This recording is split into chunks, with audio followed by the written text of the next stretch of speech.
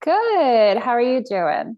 I'm good. I'm good. I haven't done one Good. of And these in a little hi, while. hi everyone on Instagram Live. Yeah, we'll be looking a little down from there, Awesome. All right. Well, I want to dive into it. I just did an Instagram post the other day looking at prediabetes, diabetes, which are all metabolic conditions or diseases. And about 38% of the US can be put into the category of pre-diabetic. We don't talk yeah. about that a lot in medicine, pre-diabetic, because you're not diabetic yet.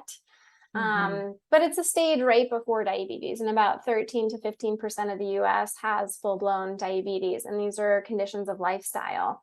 And weight loss for type 2 diabetes is one of the primary goals that we're looking for to regain metabolic health. And so when we talk about weight loss, yeah, we're talking about actually losing weight. We're mostly talking about body composition optimization, though, right? Hmm. Yeah. So do you want to talk a little bit about the difference of like what is weight loss versus just like body composition optimization, and why we may want to differentiate the two, but we may just use the word weight loss for ease. Yeah. Yeah. So, hi everyone. So really, I like when it comes to diabetes and blood sugar, I love that you brought that up because a lot of the times we don't think of weight and blood sugar levels and diabetes as something that can go hand in hand. So, one, when someone has difficulty losing weight, it can be related to blood sugar levels and prediabetes, but the other way around too, right? When we have diabetes, when there is prediabetes present, weight loss can really make a difference in improving blood sugar levels. One of the key aspects with that really is the fact that when we have spikes in our blood sugar levels, what ends up happening is our excess sugar within our blood ends up being stored in our fat cells, ends up actually going towards the accumulation of fat within the body. So even when individuals are having difficulty, for instance, losing weight, and they're like, oh, I'm doing everything right. But then we realize, okay, well, actually, there's a lot in the way of spikes in your blood sugar. And that can actually be something that we need to deal with first as a root cause issue before we can even really see results when it comes to weight. So that's part of the like, okay, well, how do I get to the root cause of the problem? It's not just, okay, well, yes, calories in versus calories out does matter, but also are we actually looking at blood sugar levels to see the impact of that too? And what can we do to mitigate those blood sugar spikes that are occurring as well? Yeah, really good point. Yeah. So kind of just in regards to, optimizing, someone that needs to be able to lose weight versus someone that, when it comes to their body composition, realizing, okay, well, we need to actually optimize your body composition depends on the person, honestly. And that's really what's so beautiful about working at Modern Med. It's like, okay, well, we actually are going to individualize what is needed for the person, right? We need to actually look at the individual and say, what is the ideal diet? What's the ideal weight? How do we get there? What's the root cause of the issue for you? And what can we do to mitigate it as well? But yeah. Yeah. Awesome. Awesome. Mhm. And so when we say the term body composition, Mhm. how is that different from weight? Yeah. So when it comes to body composition, it's very different from weight because body composition looks at everything, including your muscle mass. It also looks at the fat percentage. It also looks at as like where is everything located. So Mm. for instance, if we have visceral fat in the abdomen, that's indicative of poor health, poor metabolic health, more increased risk in chronic disease as well. And then that can be something that we really want to target if there is visceral fat around the abdominal as well. Yeah. Versus just weight. So we can have someone who has, a higher weight, but they've got really good muscle mass. And that's something we could actually want. That's something that can actually fuel adequate and normal weight. So we can't just look at weight. Like, for instance, as a dietitian, it comes up often where it's like, okay, well, we look at BMI, but BMI is not the whole picture by no means, right? We need to actually look at the person. You can have someone that is 200 pounds, that's 5'2", but a lot of it is visceral fat. And then you can have someone else that's 200 pounds, 5'2", but then the vast majority of that is actually muscle. Yeah. So it does No, make quite a bit of a difference. that's a really good point. And I love using the kind of like this idea of football players. And so they're like a really good representation of how BMI doesn't work. I think BMI, like people give it a bad rap in terms of in the research, it does work sometimes when we're looking at like an average population. It does not work in some other instances, and it doesn't work for a lot of big like men a lot of the times either. But football players are a great example. If you look at Tom Brady, if you look at Gronkowski, like these professional football players, they'll have a BMI that puts them into the obese or maybe even like morbidly obese category.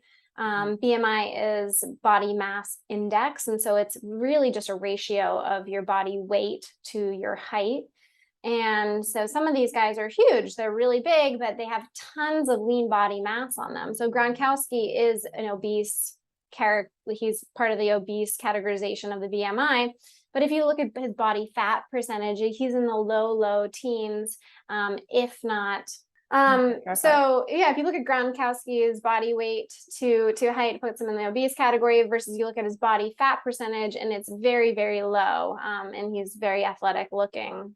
And so it's a good indicator where, you know, at Modern Med, we try to use a DEXA scan, was basically what I was getting to. So a lot of the people that I will refer to Atifah for weight loss, or that we'll see her, we'll go through a DEXA scan that looks at your body composition from a percent lean body mass to percent fat mass ratio, as well as an android to gynoid ratio, which looks at basically your waist versus your hips, for the optimization of cardiovascular risk factors and long-term health. Yeah, and that's a really important tool that we have too. And the thing is, we need to keep in mind that muscle actually weighs more than fat. So because muscle weighs more, when we're gaining muscle, oh, okay, well, we could actually be gaining more weight. And then we actually have the opportunity to take a closer look and say, well, what's the actual percent body fat versus, you know, your muscle mass as well, for a bigger and more broad picture. BMI, like you said, is valuable, but it's valuable as a foundational tool, not as the end all be all. Yeah, absolutely. Cool. Yeah, so like just realizing like if you are, you know, looking to lose weight, are you looking to truly lose weight, or are you looking to lose body fat is the big key here, because most people are looking to lose body fat. And you do that in different ways, especially when you implement exercise. It's going to look different for that, because you want to optimize for lean body mass as a main goal. But first question for you is like, if somebody, we get this all the time, like I'm eating healthy, but I'm not losing weight. Like, how do you start to work with a person who is eating healthy? Maybe they're like already paleo, or, you know, they're not eating a lot of processed foods or sugar, but they're still not able to lose weight. Yeah. Well, first thing I delve into is really mindset. And I really want to figure out first, what is the why? Why do you want to actually lose weight? And that's actually more important than I think we even consider. Because on one side, if we're trying to just lose weight for the sake of losing weight, that's one thing. But if we're trying to lose weight from the perspective of I want to be overall healthy, that's a completely different perspective. One generally leads to dieting. And honestly, probably the most common thing I hear from people is when they come to me and they say, you know, I gained a few pounds. I think I need to go on a diet. And it breaks the dietitian's heart, you guys. And part of the reason of that is when it comes to dieting, if someone diets, 80% of them, you know, a year or two later are gaining back weight or have regained completely the weight that they had lost before. That's because it's that temporary solution, right? So first of all, we want to get to how do we get you overall healthy? And what you'll find is that when we start to change our diet, we start to make these lifestyle changes, everything starts to piece together and become better health-wise. If the only focus is on diet, then that becomes a challenge, because then what we're doing is, you know, jumping onto every fad that comes about, hoping that the next one will actually work. And for some people, keto might work, some people paleo might, but honestly, generally speaking, everyone needs to be adjusted. Everyone needs to be refined when it comes to their own diet plan so that it lasts for them and actually makes a lasting difference. So that's honestly the first thing. We're talking about mindset. We're like, okay, well, why do you actually want to lose weight? And then a few other key components too. You know, delve into the diet to see there might be some things that we're not seeing there. A tool I love to use, and this is something that we come across often with modern med, is a CGM, which is a continuous glucose monitor, right? And when we have, for instance, someone who is using a CGM, you'd be surprised the amount of times that glucose actually does end up spiking at certain points of time in the day. And that can actually be a trigger that we're not even aware of that's making it difficult to lose that weight, right? Another aspect can also be thyroid function too. Okay, is that a root cause of what's going on? And how do we battle that? So there's a lot of different circumstances that can affect our weight, that can make it really difficult for us to lose weight, right? And the real goal is to figure out what's the root cause, and then we can actually do something about it as well. We can get a little bit into each of those individual ones too, if you want, as to what we can do. But absolutely. yeah. So the CGM, that's something like a Dexcom is a common one. There's also the Freestyle Libre, which is a version of the CGM. And then there's companies, right, that have come up around the CGMs. Things like NutriSense is one of the companies. The one that I really like is Levels. So I like working with them. But we also use them at Modern Med one-on-one with a practitioner. So you could get a CGM and then see Atifah and go through it with like a real person to say, okay, like this is your pattern over the day. Especially at night, what's happening to your blood sugar at night can really be indicative of early insulin resistance or prediabetes that's coming about. Yeah, something I see often with that during the night is really low blood sugar. The question then ends up being, okay, well, why is that actually occurring? And why is it then that I end up with a spike early in the morning, or end up with a spike super late at night before I crash? And those peaks and valleys, and being able to see them from a day-to-day perspective actually can let us tweak things so that we can make sure that not only are you improving your blood sugar levels, you're actually going to be improving your weight status as well. So. Absolutely. Yeah, absolutely. You can also be normal weight or what we call skinny fat and be having a lot of blood sugar dysregulation, which is common too, right? That's true. Okay, let's go into calories. So this is one that I'm sure you get all the time as a dietitian, especially when we look at like the functional medicine or like the alternative wellness world, where some people are saying calories don't matter. Like it's not about calories, it's about fat, or it's about carbs, or it's about being vegan, or whatever is the dogma of the day. What's your stance on calories? Do they matter? So calories do matter. It's not that they don't matter, that you can eat 5,000 calories. It doesn't make a difference as long as it's good. It does actually matter. But there's also the flip side of that as well, which is all calories are not created equal. So there's two sides of the coin. So on one side, we do look at, okay, well, what's your optimal calorie intake? And how do we fit your meal plan around that? How do we fit your diet around that? Now, on the other side, knowing that all calories are not created equal. So if I have, 200 calories from nuts versus 200 calories from a cupcake, it's not going to affect me the same. And a real prime example of that I see really often would be with low-fat products. A lot of the times, we come across patients when they feel, okay, well, if I eat products that are low fat, then that's going to be helpful for weight loss. But oftentimes we see that it does the opposite. And the thought process behind that, the mechanism behind that, really goes back to that increase in sugar content. So for instance, let's say I have a cereal bar and we take the fat out of that. We're replacing it with something. It's not just empty at that point, right? So we're replacing it with sugar most often. And that sugar that is within that product, when we eat it, what that ends up doing is, of course, telling our fat cells to store that sugar as fat, the excess sugar. Versus if we have the fat that's in that cereal bar, what that can end up doing is that can actually help us by, mitigating our metabolism and helping to increase our metabolism so we can actually burn fat better.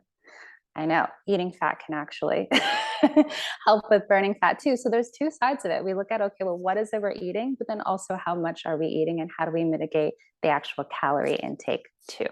So both are important to consider, not one or the other.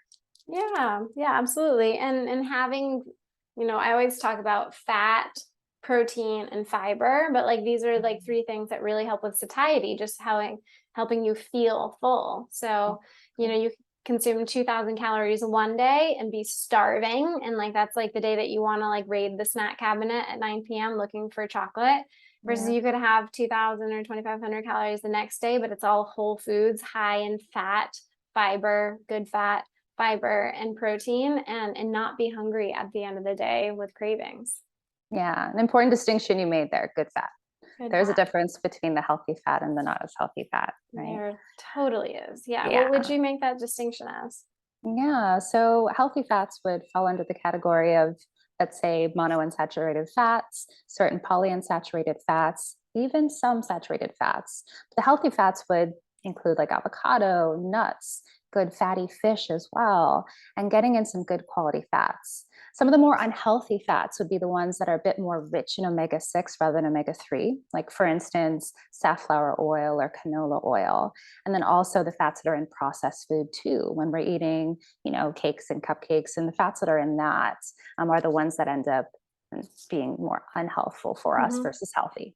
Yeah, So yeah. absolutely. Totally agree. Yeah. So even like having a tablespoon of, olive oil on our meal can increase that satiety and help us feel full at the end of the meal and not want to snack later on, and actually help us with weight loss. So that doesn't equal more fat.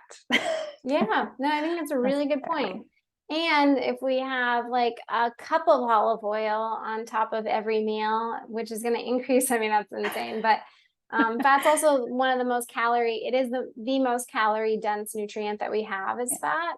And so you will gain weight if you eat too many calories. I think that's like a really important point that you're making too, where calories actually do matter. There is a math equation, despite some of the common dogmas that are out today. Yeah, exactly. I mean, a cup of olive oil wouldn't taste very good if anyone tries that. I wouldn't suggest it. But You probably have diarrhea too. So. Probably. But no, it's a great point, right? Like a tablespoon of olive oil, like versus actually seriously increasing our calorie count. But what's beautiful about eating certain helpful foods is you'll notice, because you have that satiety, naturally you end up not going for the extra calories. So that can end up balancing itself naturally as well, which we hope for long term, so that can be a lasting change. I find early on we do look at calorie count to be able to say, okay, well, we want to become aware of the food we're eating. Sometimes we just don't even know how much is on our plate. And studies have shown even just by decreasing our plate size just by a third can make a significant difference in weight loss too, just because our eyes are seeing, oh, okay, it's a full plate, and I actually am okay with that amount. So just by choosing a smaller plate, that's fascinating. Yeah, just by choosing a smaller plate. And honestly, I feel like we sometimes get set up even from childhood when it comes to our weight, because so many of us have probably heard our parents tell us, eat everything that's on your plate. There are children that are starving in Africa and Asia. You need to eat everything that's on the plate, right? And that can get stuck with us, for a long time. And working through that and saying, actually, you know what? If I only eat half my plate and leave the rest for leftovers, that's okay. Or if I decrease the size of my plate and I'm able to say, okay, well, I'm good at the end of that, that's also okay. Yeah, So, absolutely. Yeah. And we have a food strategy guide at Modern Med that's just like kind of what the ideal plate template looks like. And it even says on there like a 9-inch plate or smaller. Because there's some mega plates out there now. Yeah, there's some huge plates out there. All right, we get this one a lot. Cooking my food feels like a job. How do I eat healthy without all the extra work? So what do people do that, they have a full-time job, they have kids, they're running around and they want to eat healthy, but they don't have the extra time? That is such a challenge, right? Because everyone feels like there's not enough hours in the day. And then to take an hour or two every day to cook, like that sounds way too much. But there's some strategies we can do. One, there are actually healthful places we can go where we can get some stuff pre-made, right? One of my go-tos, I love Trader Joe's. I mean, I'm I adore them. And Mhm. there's some great things you can get. Like if you can get pre-cooked lentils and toss that on top of a salad, or if we can include some, chicken that's already pre-made and pair it with, some roasted veggies that we tossed into the air fryer or microwave. There's certain things we can do to find something helpful to transition away from more processed food into Mhm. whole foods for weight loss. And then another thing as well is really creating a strategy for ease through the week. And that can just look like having one day a week where we make food, just one. Meal And prepping. yeah, so how do we create one day that feels good to you, a day that fits around your life, and a day that actually, meets your needs for the week? And then you can supplement it throughout with some strategies we have for when you're eating out and some strategies for when you're at the grocery store so you know what to pick. So, I used to do when I was in school, I had like 5 minutes a week probably to figure it out. But no, I devoted probably 2 hours a week to meal prepping. mm, And that would mean like that would be all the prep that I did for the entire week would be about 2 hours. It wasn't really 2 hours though. It's like that's also the time that the chicken's in the oven and I'm doing something else as well. mm, But that was a huge change for me to be like, I don't have any time to, okay, I'm going to make, I roasted a whole chicken.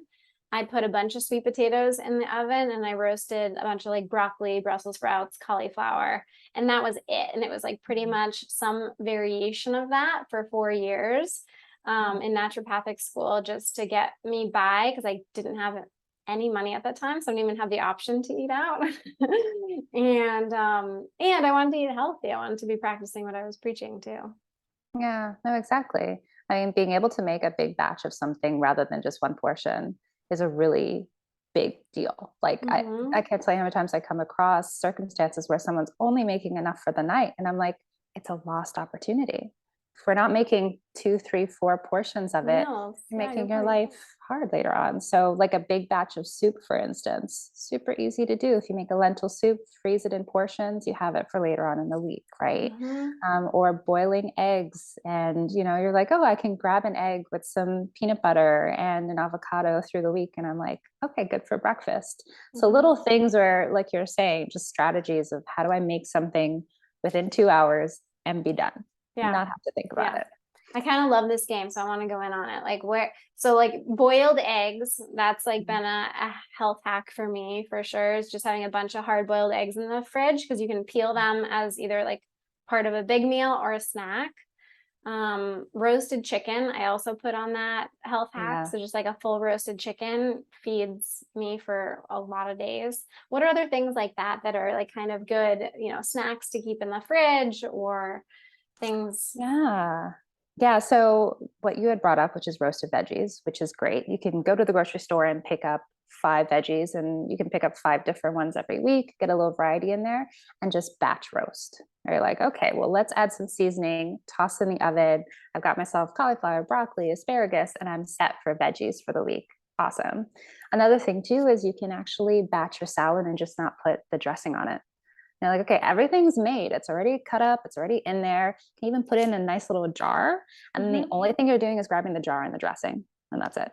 You got Simple. yourself a salad. Yeah, exactly. And then oatmeal is also really easy too in the morning. Like you can batch do oatmeal and then you're just scooping out a couple scoops through the week. And you're like, I just Mhm. need to microwave it and I'm ready to go as well. Mhm. So there's a lot of really like quick things. And it's like, okay, well, how do I pick the items that are just easy for me to do on a Sunday? And that's it. Yeah, I love that. The Um, other one I do is watermelon or like some sort of melon. I usually cut up like a whole mm, one and put it in the fridge for a snack. Berries, like always having fresh berries in the fridge. yeah, berries are Um, great as well. Another thing too would be smoothies. Like smoothies can be really quick and easy as well. mhm. But what you can actually do is freeze it, but portion it within a Ziploc baggie, right? So if I freeze my banana, slice it up, I freeze my berries, I freeze even your spinach, you can do too, right? So you put it all within a Ziploc baggie, and that's literally your smoothie in a baggie. And You then just toss dump it it. in. Yeah, exactly. So you just dump it in with a liquid into your blender, and then you have a smoothie I at love some that. point of the day. So yeah, there's just Good little idea. hacks to be able to help Good as idea. well. Yeah. Um, how do you navigate eating out when you try to lose weight? So you mentioned Trader Joe's, Yeah. but how else do you say you're going to a restaurant that maybe you're not even choosing? Like, how do you do that when weight loss is the goal? Yeah. So you bring up one really good point, which is when you're eating out and you're not choosing. There's the times where you're eating out and you're choosing. So we can actually talk about both of those. Mm-hmm. But when you're eating out and you're not choosing, one thing that you really want to give yourself permission to do is to actually talk to the waiter and ask questions. It's completely okay to do that, right? And if you know, okay, well, these are the items that don't sit well with me and this does, then you can ask them, hey, like say for instance, dairy is an issue. Hey, what's on your menu that's dairy free? They're like, okay, awesome. Or for instance, okay, well, what do you have here that has whole grains? I don't want any white rice. What do you have that has brown rice instead? So there's certain things that we just need to know the questions to ask and be okay with asking our waiter. Mm-hmm. The other really big challenge, going back to the plate size, is that a lot of the times at restaurants, the portions they give us is huge. They do. They often give us like a good chunk. And being able to say, okay, well, I can actually stop halfway and take the leftovers and have a completely second meal is actually okay. Because a lot of times we feel we need to finish the entire thing, and that's not necessarily the case, right? So just navigating and knowing how to order is a really big thing, and we can walk through that as well. But the other piece of that, which is, okay, well, if I know that I can pick my restaurant, you have a lot more to play with there. And that's just a matter of planning ahead. So mentally having prepared, okay, well, these are the restaurants that work for me. These are my fast and go places, and these are the ones that don't quite work, right? Yeah. So for instance, I might say, okay, well, Chipotle, I know I can get a lot of good stuff. McDonald's, not so much, or Chick-fil-A, not so much, right? Mm-hmm. And because of that, if I'm on the go, okay, well, I'm going to search for a Chipotle. I know I'm not going to search for a Chick-fil-A, right? And then once you're at Chipotle, you have a plethora of choices. I'm like, okay, well, great. I can pick a salad. I can pick brown rice. I can pick, I would get some beef and corn and guacamole, and I'm good to go, right? So knowing ahead of time, what are my go lists and what is my not go list for eating out as well. And then maybe since you know your go list, you can like influence the people you're going out to eat, and you're like, hey, let's go here. Totally, totally. Yeah. And so say you're at Chipotle. I think this is a good because people always ask me, they're like, what do I actually order? So say you're Hmm. at Chipotle and you've got a client that's trying to lose weight. What are you suggesting? Like, hey, this is a good option. This is how I would order it. These are the modifiers that I would even put on it. It doesn't have to be like an actual thing, but like, how would you Yeah. go about just like the thought process behind that? Yeah. So I would first steer clear of as much the burrito. Instead, I would move towards a bowl. Reason being is we can actually get some solid whole grains without having that extra white flour too. And the other thing that's really great with Chipotle is they don't limit you on how much you can basically get for the veggies section as well, which I love. So I would start with a bowl, either a salad as a base. They also have now like a cauliflower rice, which is really great too. Or you could have some brown rice too as well, depending on the plan we have for you. And from there, then we load up on the veggies. We've got ourselves the bell pepper, like that fajita bell pepper, picking a solid protein, and then also some beans for some added protein as well. I generally steer clear of as much, I don't stay as, have as much as the dairy. So instead I go towards like the guacamole and having a little bit of, corn with it too. And then the salsa for the tomato. So there's a lot you can pick as you go through. And one of the biggest things is really the base and staying clear of that, white flour corn tortilla, and then loading up on the more antioxidant rich vegetables that they offer as well. So that's more of how I go about the Chipotle Yeah, dish. no, Yeah. that makes a lot of sense. And the thing to be aware of Chipotle is it's also a place where, because there's so much food, you can also make that into two meals.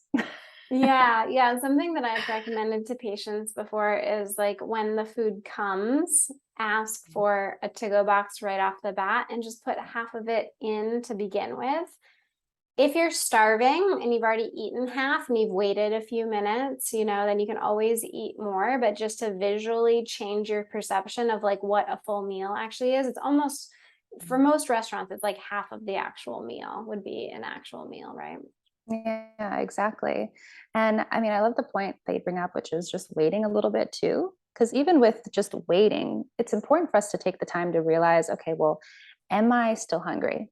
And it usually takes at least 30 minutes for our body to be able to give us that cue for the hormone leptin to be able to tell us, okay, well, I'm actually, full. I'm good right now. And that's something we really want to cue into. I do see oftentimes where people do kind of lose that ability to regulate and know when they're full, right? And cueing back into that is something that's really important. So being able to have that self-awareness and say, okay, if I stop here and I wait 30 minutes, am I still going to be hungry in 30 minutes, right? Yeah. So that's really Yeah. Or important. actually doing it. Like, what if you stop and actually waited 30 minutes and Yeah. then, because you can eat in 30 minutes. It doesn't mean that you can't eat, right? Yeah, But that's a exactly. really interesting 30 minutes is a long time. Like, I don't know if I've ever been hungry and been like, oh, I'm gonna wait 30 minutes. Obviously, my goal is not weight loss, but I think it's really common for us to be like, I'm hungry. Maybe I'll wait 2 minutes, but it's nothing has really changed in that 2 minutes. And so I Yeah, think, no, the 30 minutes is pretty important. And honestly, mhm, ideally, if we're eating slow enough and we're taking the time with our food, sometimes it can take 30 minutes if you're actually taking your time with your meal, right? And focusing on your meal as well, rather than watching TV when we're eating, or rather than, having another activity we're doing, like driving and eating. But if we're focusing on our food, it can take 30 minutes. And then by the end of that time, it's like, am I still hungry now? yeah. No, good. Yeah. Yeah. Okay. Good to know. Mhm. So 30 minutes. Oh, can anybody actually wait that long? We'll see. Yeah. Just No, kidding. but it actually, so I mentioned one thing, which is leptin, right? And leptin Mm, is that hormone that is released by our fat cells that tells our body, okay, well, I'm actually full. And it tells us that we're good after the end of the meal.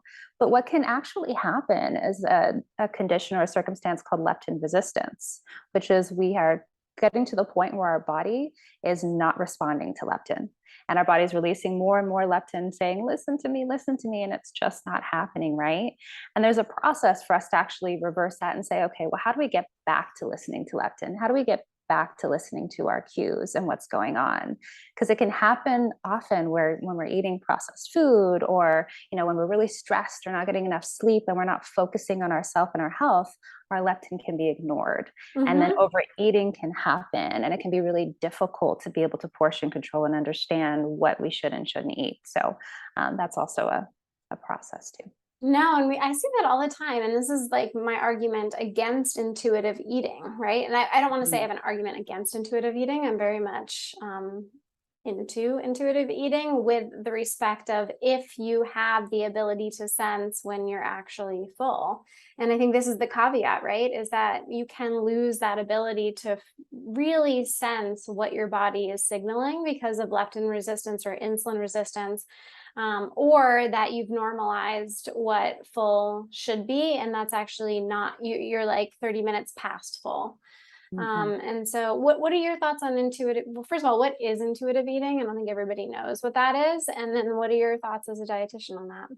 Yeah, so intuitive eating is basically listening to your body when it tells you you should or shouldn't be eating, right? Mhm. So that would mean if my body's saying, okay, well, I want to eat this, or I should keep eating, then you should listen to that, because that means that there's something that your body needs. Therefore, go ahead and continue eating, right? But what that doesn't take into consideration is, for instance, leptin resistance or insulin resistance, which you brought up, um, which basically is telling us, or pushing off the cues that are supposed to tell us when we're supposed to eat or not, right? And there are a lot of things in our diet and our lifestyle that can actually hinder or dampen our ability to effectively have that intuitive eating. Mm, So it's dual pronged. It's like intuitive eating actually does matter, but we need to get to the point where intuitive eating is working. We need to get to the I love point that where you never said you're, that. Yeah. yeah, where your body's actually being able to tell you, and have that intuition. If we don't have the intuition, how do we intuitively eat, right? So really mitigating that with some of the root cause issues. For instance, if it is stress, if it is sleep, if it is the type of food we're consuming, and creating strategies around bringing back that sensitivity so that Yeah. we can actually intuitively eat. Yeah. Um, and something we find very often too is, even as through childhood and growing up, there's certain foods we become attached to.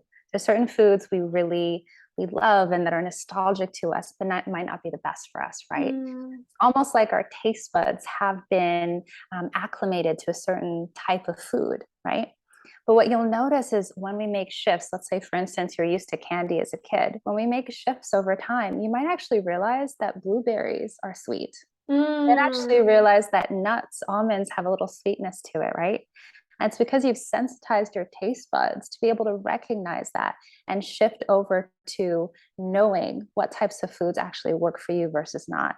At Mm. that point, you can trust your body to say, okay, intuitively, I'm actually responding the way that my body needs me to respond. So Hmm. there's a dual pronged approach to that. It's not just Yeah. intuitive eating and that's it.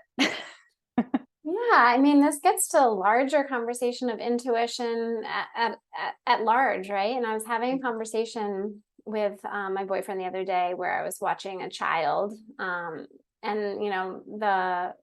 the mom was saying, and this was just a random child, like I had no relation to it, but mom was saying, go give so and so a hug and a kiss goodbye, and it reminded me that we train our children out of their intuition a lot of the times in instances like this where that little girl's intuition may have been saying like, I don't want to give that person a kiss goodbye. Like that doesn't feel like like that feels like a boundary for me. Like maybe I can wave and say goodbye. That feels good for me, but I have no interest in giving, a kiss to what seems like a stranger to me goodbye. And with politeness, we're trying to train our children be polite, be, people pleaser really at a really young age.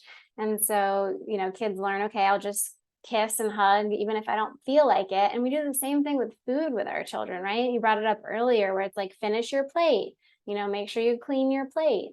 And that child's intuition may have been kicking in a lot earlier, like I am actually full, but we're teaching them that to be a good person, you need to override your own intuition.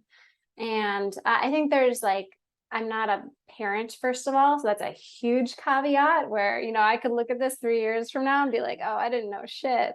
And I fully am aware of that. And I'm glad I have these videos to laugh at. But I think there's some truth in there too, where it's like we want our kids to really maintain their intuition and what can we do to, inspire them to eat healthy and to nurture themselves without out training them from their intuition that's there. Yeah, no, I love that point because a lot of this does start from when we were kids, and it even goes to things like dessert, where dessert is the reward at the end of the meal, and the dessert is the thing you get when we go to a party, and the dessert is the thing that, the sugary food is the thing that you're looking forward to, and the thing you should want after, having fun with your friends. So all of Mm, this starts to become programmed within us where before, if those circumstances weren't in place, we might actually gravitate to other things as well or find a bit more balance when we're eating our food. So that's this programming that we have over the years can actually be a process to undo, and we don't even realize the impact it has on us. So mm. yeah, I completely agree. We need to rework our intuition that may have been programmed when we were younger. Yeah, the psychology behind food is fascinating. It's so Mhm. true. It's like dessert or sweets have been made to be a reward, right? So we put them on this thing that we should actually want, where it's like, who told us that this is actually what we wanted in the first place? But it's so ingrained at a young age where it's like birthday parties or like any celebration, where the centerpiece is something really sugary. Yeah, Mm. exactly. And I mean, you can see this when you see one person that, grew up with the desserts at the end of every meal and another person that grew up in a household with no desserts. Mm. Completely different perspective as adults when it comes around desserts. Mm. On one end, the other person has great difficulty around, okay, well, if I have this meal, it should end with dessert. Versus Mm. the other person's like, I can have a dessert sometimes. It's not a big deal. Like, if I feel like it, sure. So it's two different perspectives, and being able to be aware of that actually, is not always the case. Mhm. So yeah, it matters. Yeah, totally matters. Super interesting. We're gonna have to do a whole nother Instagram on just like the psychology of eating and food. I feel like There's that's a great so much one. psychology on eating. Oh my gosh. Awesome. And yeah, and it's the one area that no one really considers. Like, Mm. okay, it just has to do with the food that I'm putting in, or maybe I'm not being disciplined enough or whatever. But it's like, well, actually, if we don't deal with the psychology of what's going on with you and your food and how you relate to your food and your relationship with your food, you do have a relationship with food, right? Everyone does. So if we're not dealing with that, then you might actually not get to your goals at the end of Yeah, the day. Absolutely. And this ties right back to where we started, which is how you start every conversation with a new client, and learning their why, their purpose. Like, why are you here? Why do you want to lose weight, or why do you want to lose fat? And because it's really the psychology behind both the motive as well as how we interact with food on a daily basis. Yeah, exactly. This was really awesome. For those of you on Instagram, this video is going to be posted on YouTube, on our YouTube channel, and on Atifah's bio in the Modern Med website page. And it'll go out to our email list as well. If you're not on our email list, you can join through, I'll throw a link in, but you can go to our website and sign up for the email list there to get the distribution with all of our other videos that we've made. And you can sign up to be a client of Atifah's with the link in my bio that says schedule a complimentary call. She's in there to do a complimentary 15-minute phone call with anybody who's looking to work with her one-on-one on weight loss, but also if you have reflux, or what are the other things that you really specialize in? I'll let you do it. Yeah, gut related issues that come up, insulin challenges, diabetes, and anything diet related that you need support in, which includes, us figuring out food intolerances, food allergies, and then also, for instance, a FODMAP diet, if that's something that we need to actually delve into, or elimination diets too. So a number of things, and we can see how diet can support you through your dietary goals and your health goals. Awesome. Thank you, Atifah. Thanks for coming on today. Thank you. Bye, everyone. Bye.